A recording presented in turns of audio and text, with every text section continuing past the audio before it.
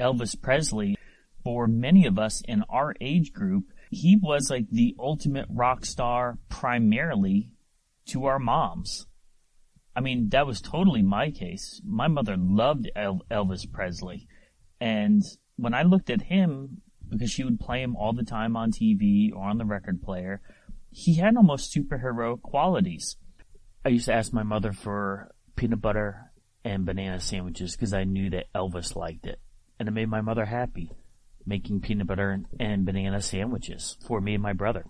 And to this day, it's a great combination. How about you? Was your mom an Elvis fan?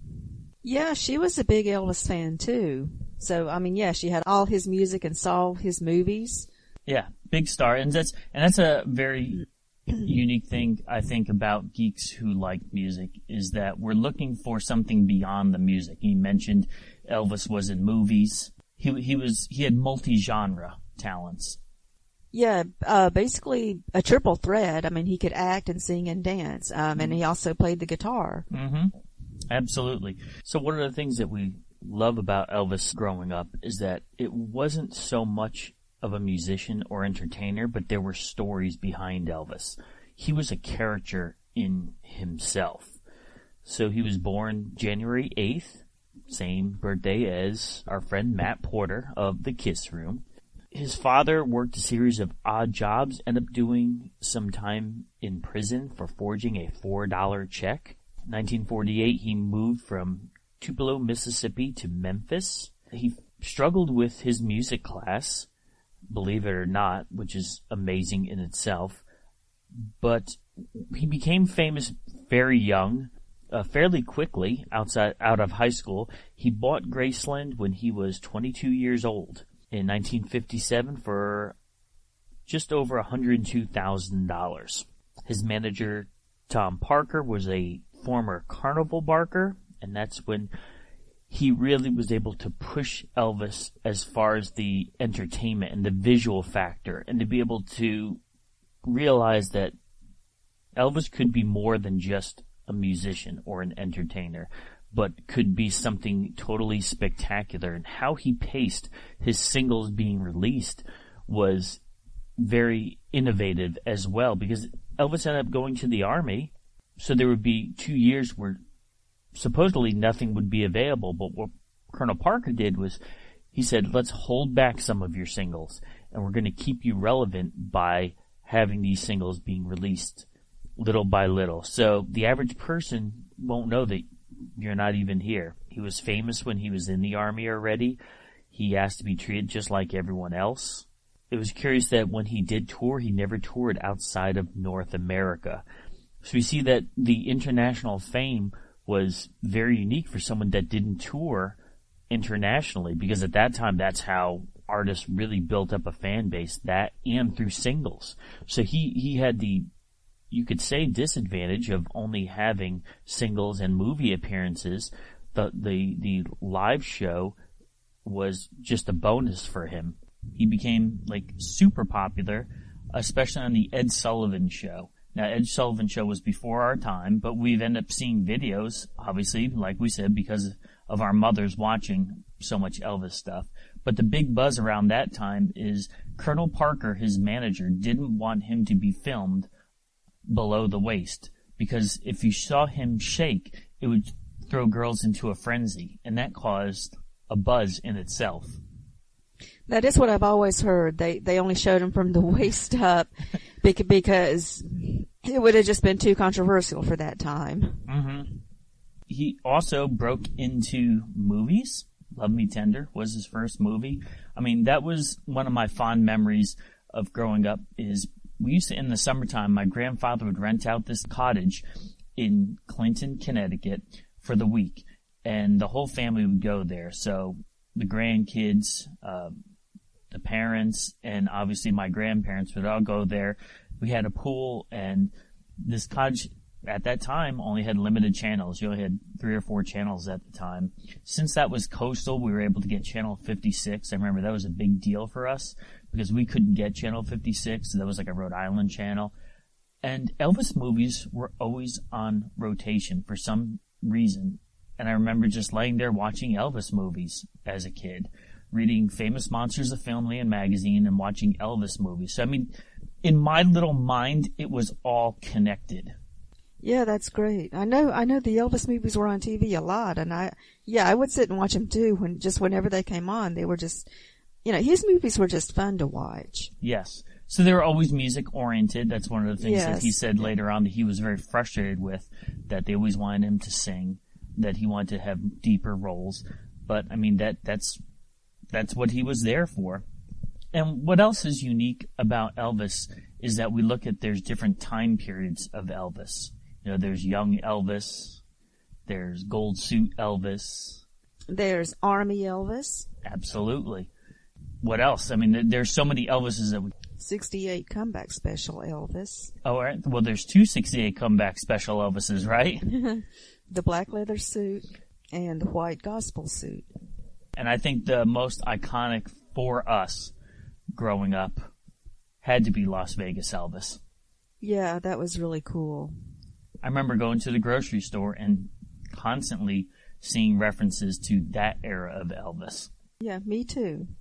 Now, Elvis, we could say, is probably one of the first artists that was collectible, because there was actually an Elvis Presley record player back in the day. So it was a portable record player, but it was stamped with the Elvis logo. Oh, that sounds neat. Yeah. What, did you have it? I did not. No, I did not have it. But you see, like the merchandising machine was going. Elvis Presley lipstick So I guess was he popular decided in to. the 50s. Yeah, he just decided to merchandise himself back then. Yeah, it was all under the direction of Colonel Parker. Colonel Parker was the mastermind, and Elvis did admit that in many ways, because Elvis just wanted to play music. But Colonel Parker looked at the big picture. And that format of mixing music with collectibles and with a larger-than-life persona, that theme would piggyback to other artists up until our day. And so we could say that definitely Elvis was unique for his time and for decades later. The earliest memories that I had of having Elvis collectibles, you asked if I had the record player from the 1950s. No, I wasn't a hardcore Elvis collector. My mother would buy Elvis stuff as much as she could, though. If you go to her house today, you'll find something in every room that's Elvis or related somewhere, whether it be coasters, whether it be magnets, whether it be trinkets, something. But I distinctly remember, because it was around the time that the Kiss trading cards were out, the Donruss Kiss trading cards. Donruss also made Elvis trading cards. And I ended up getting some of those. Oh, sounds neat. And also in the early 80s, there was this company called Chewbop, I think it was, these little records. And it was all different types of music. So they had Kiss had some with the Unmasked album. There was Judas Priest. There was Billy Joel. But Elvis had a series of Chewbops. So it was a little record, I'd say a sleeve to a record, probably about 3 inches by 3 inches. And there was this gas station down the street. This was back when you actually it was gas pumps, but a gas station, a repair station was associated with them. And they ended up having a little bit of a market in there. And within time, the gas station, or I should say the repair station, would go away, and that was replaced with a convenience store. But they had these little albums, and it would be bubblegum inside. And I distinctly remember getting the Elvis ones because I just wanted to make my mother happy and say, "Look, Mom, I got an Elvis record, but it's bubblegum." Ha ha ha. Okay. But it was the record and the bubblegum was separate, you mean? No, it was like, it looked like the album record was cover. bubblegum. Yeah, Okay. exactly. It was bubblegum in the shape of records. So that was the earliest Elvis collectibles that I ended up having. I remember taking those Chewbop record albums, those little ones. I had Live Via Satellite and Blue Hawaii. I remember hanging them on my bedroom door. It was probably, you're talking, I was probably in maybe second or third grade. And I think that was the last point where my mother really liked the music that I was listening to. I didn't listen to a lot of current music. I kind of listened to just whatever my parents would play, and they only listened to oldies. So I was stuck with the Drifters and Little Anthony and the Imperials and the Animals, and everything was Big D 103. So it wasn't until MTV came out that I was very, very aware of music, and I totally went into a different direction then. But yeah, I was an Elvis fan when I was a little guy, big time. And I think that's one of the cool things about artists is when they do create items that you could purchase, because that's how we are now. I mean, all the things that we like, we want to buy stuff for it, and we want to showcase our fandom. And if there's a tin of mints at the store, we want something with our fandom on it. Well, Elvis was one of the earliest ones of that. Another thing I remember is going to my mother's friend's house and her brother. So at this time, he was probably in his late 20s, I'm going to say. And he collected Elvis decanters. So I'm just a little guy. Like, I'm in kindergarten, first grade.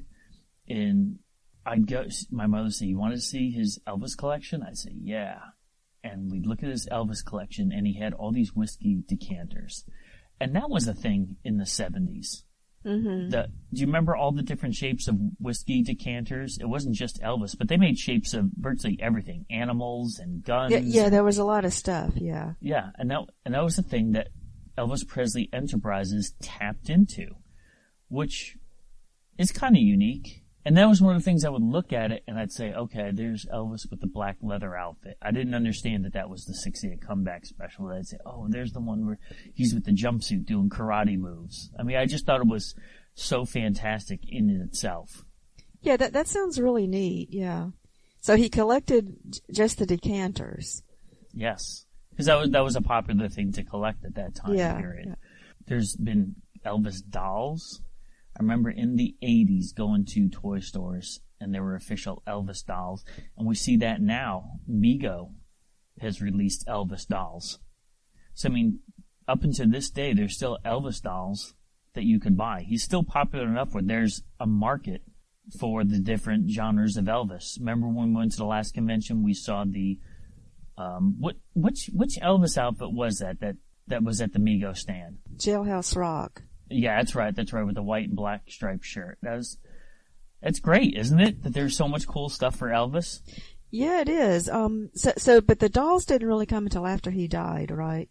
Yes, that's right. Yeah. That's right. He's one of those phenomena that he became even more popular after he died. Well, it's because he died so young and it was just so sudden. So yes.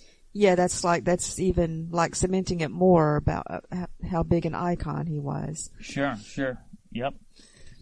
Postage stamps. You remember when those came out? Yes. Yeah. Yep. I remember getting some sheets of postage stamps. And didn't they also do the collector plates for him? Oh, that was a big deal. Yeah. Do you remember those collector's plates? That was a thing, especially in the mid '80s. It seemed like every genre of collectability. I mean, Star Trek plates were huge. Remember how many Star Trek plates there were? Yeah, there were a lot. Yeah. And we can't get too far away from the fact that StarPodLog magazine ended up producing Elvis magazines. Like, isn't that wild when you think about it? Oh, yeah. Because StarPodLog tapped into the phenomena. Because it's another fandom in itself, yes. It is totally. Yeah. When did the, impersonators start? I don't know. That's a good question. Yeah, I've never seen Elvis live in my life before. My mother has. I remember my father said they had to get into a lottery just to buy tickets at the New Haven Coliseum. Wow. Yeah, he was huge. Yeah, and there's a lot of Elvis connections with comic books, sci-fi. And once we found out about this, it clicked. They said that Elvis's comic book collection is still in the attic of Graceland. And he was a big Captain Marvel Jr. fan. Like, why not Captain Marvel? Why Captain Marvel Jr.? That's what made me... Something about it, yeah. But they said that the Elvis look, in some ways, was inspired by Captain Marvel. Yeah, the half cape that he wore. Yes. Yeah, you can see it. Yeah, totally, because that is a Captain Marvel type cape that he wore for his jumpsuits. The lightning bolt on his logo. That was another thing. Yeah. TCB, taking care of business in a flash with a lightning bolt. That's credited to being influenced by Captain Marvel. He was also a Star Trek fan. What was his horse named? He had a horse named Star Trek. Now that is so weird in itself. I mean, like if we had a cat, you had a cat, right? Multiple cats. What did you name your cats? Mullabog. Or, well, a name of a person, you could name your cat Spock or Kirk, so why would you name a horse Star Trek? I thought that was funny they named the horse Star Trek. I mean, it's just wild when you look at the connections of Elvis and with the things that we love. And he was such a down-to-earth person. We can imagine if we were in Memphis around that time of especially the 60s when he was out and about, because they said he would go out and about in his go-karts and talk to people in the neighborhood. Do you think you could have a conversation with him in the late 60s about Star Trek? Hey, yeah, that would have been neat. All right, you mentioned Elvis Impersonators. As Star Trek fans, what do we know when we think Elvis Impersonator? Who comes to mind first and foremost? James Cawley. Okay, for those who don't know, who is James Cawley? He's the one who organized Star Trek New Voyages Phase 2, the series of fan films for Star Trek. And now he runs the Star Trek tour up in Ticonderoga, New York. That's right. So if you go onto YouTube and look up Star Trek New Voyages, you'll see the Captain Kirk on there has a very prominent Elvis hairstyle. The reason being he is a full-time professional Elvis Presley impersonator. Yeah, it's There's really a big cool. connection right there. We've met James before. He's Captain Kirk and he's Elvis. Yeah. Yeah, he's a great guy. I mean, he's so very, very fan-friendly. He is. Yeah, we met him. He's really nice. To me, that's always going to be the ultimate Elvis impersonator. Another thing we have to mention, you talk about Elvis impersonators. I remember the feeling of shock when my brother and I were watching wrestling one morning and we hear this rockabilly music coming on and there's an Elvis impersonator wrestler. And at first we thought it was a joke. But nope, the Honky Tonk Man was an Elvis-inspired wrestler in the WWF. The Honky Tonk Man started out in Memphis wrestling. That's right. Back in the days when they call them the territory days, he was known there. But I remember my brother and I being so excited, like, what is going on? This is so crazy that there's this guy that's dressed like Elvis as a wrestler. And he became really popular within time. He actually became the Intercontinental Champion. And they built on the character so much as Elvis, they billed him as being from Memphis, Tennessee. So again, crossroads of music and geekery. Almost all geeks like wrestling to a certain degree. And now you have this intersection of the king of rock and roll and a professional wrestler. It was so wild. Who would ever figure this little boy from Tupelo, Mississippi would not only become an international music sensation, but would inspire a wrestling champion. Now, we've both been to Las Vegas numerous times. We've both seen Elvis impersonators there. But Elvis will always be associated with Las Vegas because of his tenure at the Las Vegas Hilton Hotel. Yeah, he performed there for hundreds and hundreds of performances. Yeah. When we think of Vegas Elvis or Jumpsuit Elvis, it's because of the Las Vegas Hilton. He died, unfortunately, 1977. As time went on, what was in that hotel that we were very familiar with? The Star Trek experience. I mean, isn't that wild? Elvis being a Star Trek fan, that the hotel that he was known for playing would transform itself into the ultimate Star Trek destination. Yeah. So a lot of connections there. Now, there are a couple other connections with science fiction and Elvis Presley. I think one of the foremost when I discovered as a kid the theme music, his entrance music. Now, he was probably one of the first artists to have definitive entrance music to his concerts. And he used the theme to 2001 A Space Odyssey, also Sprach's Zarathustra.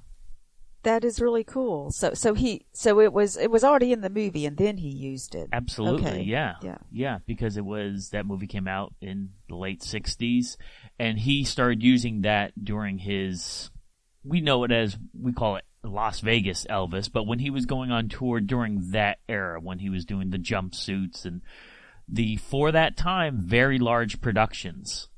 The Hawaii Satellite Concert. We know that when I was young, that's what I viewed as the definitive entrance music for any artist. And then later on, Ric Flair used that as his entrance music. And yeah, he kind of associated himself with Elvis, the big flashy costumes and all. Absolutely. We have another sci-fi connection with Elvis. Now, when we think of the song, I'll Take You Home Again, Kathleen. Okay, what do we think of? Star Trek, The Naked Time. Why is that? Kevin Riley sang it and annoyed everyone with it. But that's a song that Elvis also sang. Yeah, that's pretty cool. Yeah. So, yeah, he sang a Star Trek song. Yeah. Hey, we can't talk about Elvis without talking about Graceland, a destination that everyone should make the pilgrimage to. Now, what did you think about the Graceland tour? Yeah, I enjoyed it. We went through his mansion, so they gave everybody their own tablet with a headset. No, so a tablet like a computer tablet, not like a pill tablet, right? Right. A computer tablet. And so we could walk around and we could look at the tablet and listen to a recording about each room that we were in. And of course they had parts of it blocked off, but yeah, seeing the house was really neat. It still had all of the original decorations and the furniture and everything.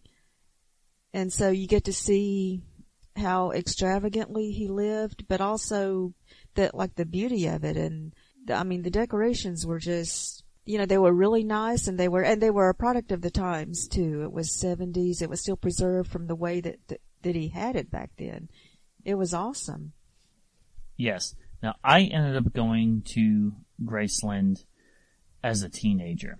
We know that Graceland opened up to the public in late 1981. I ended up going, I'm trying to think of exactly when, which I probably can't figure out exactly when, but it was sometime around, I'm going to guess maybe 86, 87. It was a very different Graceland then, because at the time you could only tour his house and the Lisa Marie plane. And everything was there. Whereas when you go now, it's a massive complex. Like, you could spend not only hours, you could spend the whole day there. Well, yeah, now they set up, basically the shopping centers that you can walk through. He has his own shopping center, yeah. Which within the shop, once you get access to or the you could shopping call it a center, mall, a museum. But it's there's a series of museums within the shopping center. But the house itself has stayed intact, and it's a timepiece. It brings back so many memories of life in the 70s when you tour the house. Granted, not everyone had a house that big, but virtually everyone had shag carpets. Right. You could tell it was 70s, even though it was very nice. Mm-hmm. So they kept it of that time period. And I think that's one of the things that makes Graceland special, because whenever we travel, we go to historic homes. But whenever you go to historic homes, they're usually period pieces of maybe the colonial times or Civil War. Very rarely do you have a period piece home that's set in the 1970s. Well, yeah, that's something that was unique about this. Mm-hmm. So I love that aspect. He was a big television fan to the point where he had 3 TVs in a row. He would have them all on at the same time. Mm-hmm. Isn't that something you dreamed of doing when you were younger? Yeah.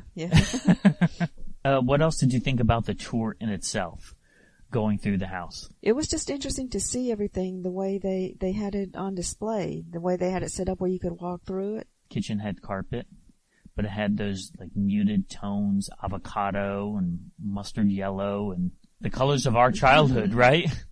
Yeah, definitely. But all the rooms had a different feel. They were all different. Mm-hmm. And when you tour the house, then you'll go outside. You'll visit his father's home office. So there was an office. I shouldn't say a home office because it was on the grounds of the home, but it was a separate building. I mean, that place screamed 1970s with the wood paneling. Yeah, you could definitely tell. But I remember wood paneling as a thing too. I mean, exactly. Yeah, everybody had it. Everybody had it. After walking out of there, we both said, was it almost a law of that time period where everyone had to have wood paneling? No matter what your social economic status was, somehow, somewhere in your house, maybe not in the upstairs, but maybe in the basement, there was wood paneling. And that's one of the glorious things about Graceland, that it brings us back to that time period. And then you tour around to see his graves, with his family there right around him. But we mentioned we took a tour of the Lisa Marie. Again, that was a very 70s experience. Yeah, but it was his private plane, which was cool to see. I mean, because I've only been on commercial planes, So, yeah, seeing his plane, and it had all the different, it was almost like a house. It had different rooms on the plane that you could walk through. Mm-hmm. What did you think about the decor? Yeah, that was neat too, like the gold seatbelt buckles and, Yeah, nobody did stuff before him like that. Like, that was considered so extravagant to have a gold-plated seatbelt. Yeah, it was. Well, of course, but the plane itself was extravagant. But yeah. And then when you leave the plane, you take a tour of the mall, and within this mall, there's eateries. We end up eating at it's a restaurant named after his father, Vernon's Ribs. Yeah. Did you like the ribs there? Barbecue? Did. It was good. Yeah, it was a nice southern place. Yes. But you have access to all the museums within that property as well.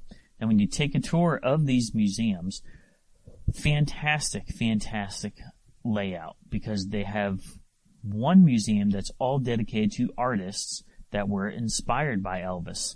And it had a lot of popular artists there, and they had the mannequins of all of them. Massive Kiss display. Yes. Big Kiss display. They had the quotes of how Gene Simmons and Paul Stanley still view Elvis as the king. The Rock, Dwayne Johnson, wore an Elvis jumpsuit once because he's a big Elvis fan. Yeah. Dolly Parton, Bruce Springsteen, John Lennon. I mean, it goes on and on. Yeah, well, I mean, who isn't an Elvis fan? But yeah, there was a lot there. Then we got to tour his cars and his motorcycles. Yeah, and you read about it. It said this is like a car that he owned for a while, and then he sold it, and somehow someone found the car and was able to donate it to the museum. And yeah, motorcycles. It said that he was a big fan of motorcycles and rode them a lot. Mm-hmm. And then you get to see the showcase of all his gold albums. And for record collectors, it's amazing how many different variations there are to all the different picture sleeves, whether they be singles or albums. I mean, it goes on and on and on. He had so many hits, yeah, and so many different types of songs. You're right. All different genres such as country, gospel, American tunes. I remember when I was little, so I had to be kindergarten or first grade, something like that. My mother used to order records that were advertised on TV. Remember how they have the advertisements for special edition greatest hits or something like that on TV? But she would write that down. And we were not wealthy people by any means. But boy, my mother had money for Elvis stuff though. My father always had money for beer. My mother always had money for Elvis. And I remember her opening up the mail one time and the experience, like I could still feel the excitement because the records came in this really well protected, it wasn't even an envelope. It was kind of like a box, but you actually folded the box out in such a way to protect the records. But my mother held out the record. It was a double album, and my mother said, "Okay, boys, you can't ever touch this. If you want to listen to it, you have to have me come to put it on the record player." And she said, "Watch." And she pulled the record out. And instead of black vinyl, it was translucent golden vinyl. And she held it up to the light, and the sun shined through it, and I just was in awe. I thought that was the most amazing thing in the world. Wow. Yeah, because you had never seen anything like that. I only thought records could be black. I had no idea. And again, going in the collector mentality of Elvis was something unique. They were able to produce unique items like that. I don't think a lot of artists could have sold a greatest hits album with just a different color vinyl and people would buy it. But Elvis fans would buy it because it was so unique. Yeah, that was such a great idea to do that. When we toured after that, all his gold records, and you see the awards, you start seeing his movies and how many movies he was in. Now, we would both watch the Elvis movies when we were younger, but something that you noticed immediately, and I noticed it passively, but I didn't realize it to what extent, how many Star Trek actors were in Elvis movies. Yeah, because we were just looking at the movie posters that were up. And I mean, I was just looking at the names on the posters and saw some names of Star Trek actors. Yeah, so let's talk about them. What are some of the most popular ones? I mean, right off the bat, William Campbell was in Love Me Tender. Okay, And William Campbell had multiple roles in Star Trek. He was Trelane. And Koloth. Koloth. Yeah, Okay. Totally. So, so there was Gary Lockwood. Great episode of Trek with him, right? Pilot episode. Yes. And Celeste Yarnall from The Apple on Star Trek. And I think I also heard she dated Elvis for a while. Go figure. Oh, Angelique Pettyjohn. A lot of connections with Elvis and Star Trek. Yeah, it's pretty cool. Mm-hmm. No doubt about it. And then after you leave that area with his movies, it seems the piece de resistance, the thing that everyone wants to see, are Elvis's outfits. Because he had such great outfits, yeah. He did. He really did. It wasn't just the extravagant ones. He was always well dressed and tailored in something unique. Remember they had the showcase of the 68 comeback special, the white suit versus the black leather suit, and you see them next to each other, how they contrast, but that 68 comeback special was so epic. Yeah, to see those suits together was really neat. Mm-hmm. But he wore them both in the same show, right? And so it was such a great idea to have that. A whole showcase of his military gear. Yeah, from the time he was in the military, they actually showed that on display. That was pretty neat too. I mean, it almost makes you wonder, and a lot of these museums, they come to, and to a degree, Elvis was a hoarder because. Yeah, and it turned out to be good. I mean, so they could actually put it out there for people to see. It was. You remember in that area, a lot of miscellaneous things of Elvis. They called it like the collector showcase, or the things of the stories of Elvis that we know. And that's one of the things that separates Elvis from other artists, that his life is a story in itself. Like when he shoots a television, well, they save the television that he shot, and that's on display. Like all these cool things are collectible to a degree. You know, they're almost like movie props, but they're life props. Yeah, I mean, that's why it was just so great to go there and see everything. And the jumpsuits, when it wrapped around to the whole hallway of his jumpsuits. How did you feel? Oh, I mean, it was amazing. Because that was one of the number one things that you wanted to see there. Yeah, and there were just so many of them. And then you look at them and you can tell the similarities, of course, but you look at them up close and see how they're all different. And there was just, there was so much put into them. There was so much detail. I mean, like, you know, people who were sitting in the audience during his concerts, like, they couldn't really see it as well, like how much really went into those suits. And as costumers, we really appreciate the fine detail. And as fans of cinema and the work that goes into the costumes of the movies that we watch, you remember how we went on the Star Trek tour, or when we went on when it was on tour of different museums, the Star Wars one, we got to see Queen Amidala's outfits. When you go up close to these outfits, you realize that they're works of art. And very much so, Elvis's jumpsuits were on a whole different level of artistry. Yeah, they certainly were. And to think that this was like back in the 70s. They weren't doing it for the sake of the camera, because we look at movies now, they know that the camera's going to do a close-up shot, so they have to have different stitches or different jewelry in such a way because the eye is so discerning. They did it out of pride of craftsmanship. Exactly. The Aztec outfit, there were different theme jumpsuits that we don't see too often. Yeah, a lot of different things. There was like the owl, and there was like... An owl outfit, that's right. There was a jumpsuit dedicated to the owl, which is very unique. He had an owl on the belt buckle. Yeah. And the butterfly one? Yeah, the butterfly. Like, wasn't there like a tiger? Yes. And the eagle, of course. Mm-hmm. Yeah. And they did, front and back too. They were great. Mm-hmm.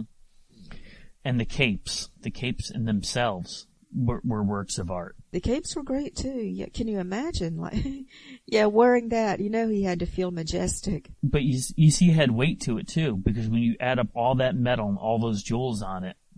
Yeah, they must have been heavy. Yes. Mm-hmm. I mean, it was an incredible experience going to Graceland. We recommend anyone who is just a fan of pop culture to visit, because you will feel like you're going back in time when you visit Graceland.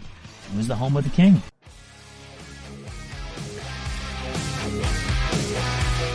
Thanks for listening. Make sure you hit that subscribe button and join our Facebook group.